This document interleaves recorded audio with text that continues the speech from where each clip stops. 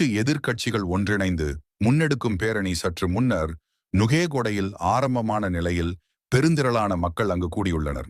நுகேகொடையில் உள்ள ஆனந்த சமரகோன் திறந்த வெளி அரங்கில் குறித்த பேரணி ஆரம்பமாகியுள்ளது.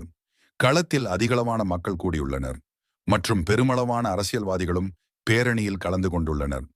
பொதுஜன பெரமுன, ஐக்கிய தேசிய கட்சி, ஐக்கிய மக்கள் சக்தி உள்ளிட்ட மேலும் பல எதிர்க்கட்சிகள் இணைந்து இந்த ஆர்ப்பாட்டத்தை ஒழுங்கு செய்திருந்தனர்.